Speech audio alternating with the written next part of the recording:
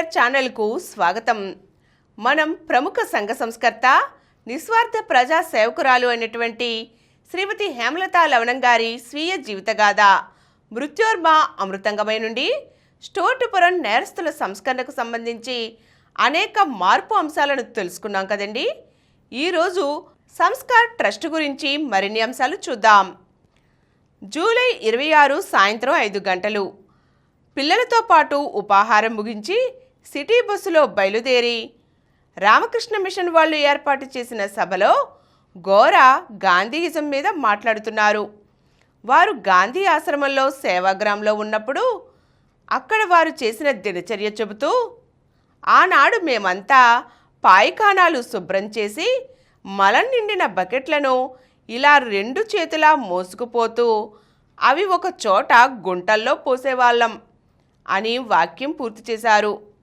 నిలుచున్నవారు వెనక్కి పడిపోయారు. దేవుడు లేదు అనే సిద్ధాంతంతో సమాజం తిరస్కరించిన తాను నమ్మిన నాస్తిక జీవిత విధానాన్ని ఆచరిస్తూ 50 ఏళ్ళు అతి నిరాడంబర సత్యమయ జీవితాన్ని, త్యాగాన్ని ఆచరిస్తూ 9 మంది సంతానం కలిగిన పెద్ద కుటుంబం తన భావాలకు అనుగుణంగా వృద్ధి చేసుకుంటూ గడిపిన గోరా సర్వ ప్రపంచంలోనూ ఒక అపూర్వమైన వ్యక్తి, సత్యాన్ని ఆచరించిన గాంధేయ నాస్తికుడు. ఆనాటి నుంచి నాకు మామగారు భౌతికంగా లేరు. గోరాతోనూ, గోరా తదనంతరం గోరా కుటుంబం ఏమి చేస్తున్నది అనేది ప్రశ్న. తల్లిదండ్రులు వేసిన సాంఘిక విప్లవాత్మక బాటలోనే నడుస్తున్నారు అనేది జవాబు. గోరా 3వ కుమారుడు సుప్రసిద్ధ వైద్యులు డాక్టర్ సమరం సంసార దాంపత్య జీవితాలలో శృంగారపరమైన అనేక సమస్యలు, అపోహలు, భయాలను సశాస్త్రీయ సమాధానాలతో రచనల ద్వారా రచనలను 150 దాకా రచించి ప్రచారం నిర్వహించి ఆంధ్రదేశాన సంచలనం సృష్టించి నూతన భావజాలం అందించారు. సంస్కార్ ట్రస్ట్లో సభ్యులుగా నాకు ఆయన దన్నుగా ఉండటం గర్వకారణం.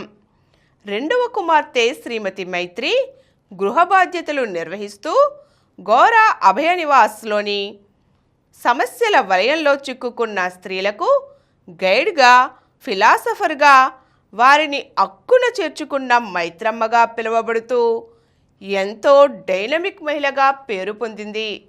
ఇక 3వ కుమార్తె శ్రీమతి విద్య ప్రసిద్ధ సంఘ సేవకురాలిగా లబ్ధప్రతిష్ఠురాలు. 96 ఏళ్ల సరస్వతి గోరా ఈనాటికి నిత్య చైతన్యవంతురాలే. ఇంత పెద్ద కుటుంబం, పిల్లలు, మనుమల వివాహాలన్నీ మతాంతరాలే. ఆంధ్రదేశాన నేను ఎవరిని పలకరించినా వారు నాకు బంధువులై ఉంటారని నేను అందుకే తరచూ అంటూ ఉంటాను.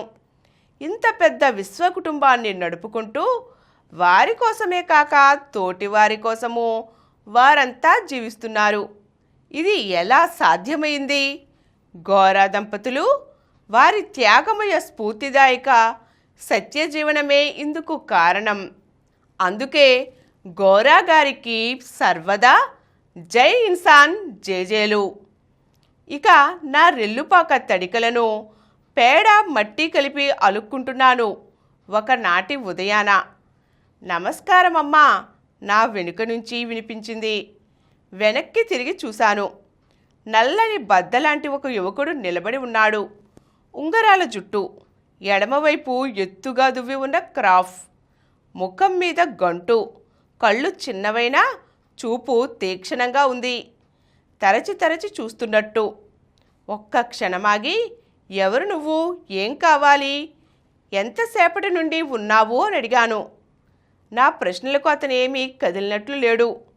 నా పేరు కేజే, కావలి కచేరిమిట్ట నుంచి వచ్చాను. ఎందుకోసం వచ్చావు? పేడలికిన గుడ్డను కింద పడేస్తూ అడిగాను. నేను దొంగను, నా మీద వారెంట్ ఉంది, రైల్వే పోలీసులు నన్ను తరుముతున్నారు అని చాలాసేపు మౌనంగా ఉండిపోయాడు. ఆ అరుగు మీద కూర్చో అని నేను చేతులు కడుక్కున్నాక ఎదురు అరుగు మీద కూర్చున్నాను. కేజే తలంచుకొని మౌనంగా ఏడుస్తున్నాడు. దొంగలు ఎక్కువ మాట్లాడతారు, తక్కువ ఏడుస్తారు. కానీ వీడిందుకు భిన్నంగా ఉన్నాడు. నేను అతన్ని ఓదార్చదలచలేదు. అతని పశ్చాత్తాపమో లేదా మరేదో కదిలించింది. తన్ను తాను సంభాళించుకొని, నాకు 2 ఆడపిల్లలమ్మా, నేను చచ్చిపోతే వాళ్ళిద్దరూ శరీరం అమ్ముకొని అంటూ ఆగిపోయాడు. మళ్ళీ బోరున ఏడవడం ప్రారంభించాడు. వానిలోని వ్యధ స్పష్టంగా కనిపించింది. అందులో అనుమానం లేదు, నాటకమూ లేదు. చూడు కెజే, మా వద్దకు వచ్చినవాడు ఉన్నది ఉన్నట్టుగా, కల్పన లేకుండా సత్యం చెప్పాలి. అప్పుడే నేను ఏదైనా సహాయం చెయ్యగలను అన్నాను. కళ్ళు తుడుచుకొని మౌనంగా కూర్చున్నాడు. కొంత అవకాశం ఇవ్వాలనే తలంపుతో, అది సరే, ఈ పని మధ్యలో ఆగిపోయింది, ఇది పూర్తి చేసి నీ కథ వింటా అన్నాను. నేను అలుగుతానమ్మా అంటూ పేడను చేతిలోకి తీసుకున్నాడు. ఈ పనులు కూడా నీకు తెలుసా అన్నాను వ్యంగ్యంగా. నా ప్రశ్నలోని హేళనను అతడు గమనించాడు. నల్లని ముఖంలో తెల్లని పళ్ళు కనబడేటట్టు నవ్వి, స్పీడు అందుకున్న రైల్లోంచి దిగగలను, ఇంటి కిటికీ చువ్వలు చప్పుడు కాకుండా వంచగలను, వేసుకున్నవాడికి తెలియకుండా జేబు కత్తిరించగలను. ఇది నాకు బాగా తెలుసమ్మా.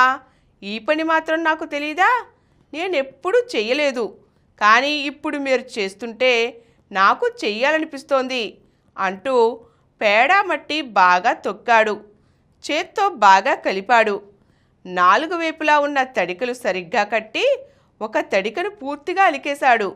అలవాటు ఉన్నవాడిలాగా బాగా, నాకన్నా చాలా బాగా అలికాడు. అలకడం పూర్తయ్యేసరికి పొద్దు వాలింది. మరి భోజనం చేసి వస్తావా అన్నాను. బెదురు కేజీలో హుషారు కనిపించింది. ముఖంలో విచారం తొలగింది. హోటల్కు పోయి వచ్చాడు. నిన్ను రైల్వే ఎస్పీ గారి దగ్గర రేపు సరెండర్ చేస్తాను. దానికతను స్పందించి, మీరు ఎక్కడ ఎప్పుడు ఎవరి ముందు లొంగిపోమ్మంటే ఆ అధికారి దగ్గర లొంగిపోతాను, షరతులు లేకుండా. నాకు ఈ దొంగ జీవితం వద్దు, ఈ నరకం వద్దు. ఇంత తాపీగా ఇంతవరకు నేను ఎక్కడా నిలబడలేదు. భయం నన్ను తరుముతూ ఉండేది అన్నాడు. సరే మరి అని అతని కథ చెప్పమనగా కథ చెప్పడం ప్రారంభించాడు. ఈరోజు మనం గోరాగారి మరణం గురించి, గోరాగారి మరణం తరువాత కూడా వారి కుటుంబం సాగిస్తున్న సాంఘిక కార్యక్రమాల గురించి తెలుసుకుంటున్నాం కదండి. దొంగ అయినటువంటి కేజే కథ ఏమిటో మనం వచ్చే ఎపిసోడ్లో చూద్దాం.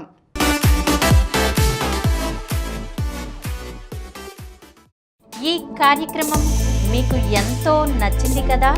ఇటువంటి మరిన్ని వీడియోల కోసం అనతి కాలంలోనే 20 కోట్లకు పైగా వ్యూస్ సాధించిన సమరం ఛానల్ సమర్పించు యతీష్ సెంటర్ ఛానల్కు సబ్స్క్రైబ్ చేయండి, లైక్ చేయండి, మీ ఫ్రెండ్స్కి షేర్ చేయండి. అలాగే ప్రక్కనున్న గంట సింబల్ని ప్రెస్ చేయడం మర్చిపోకండి.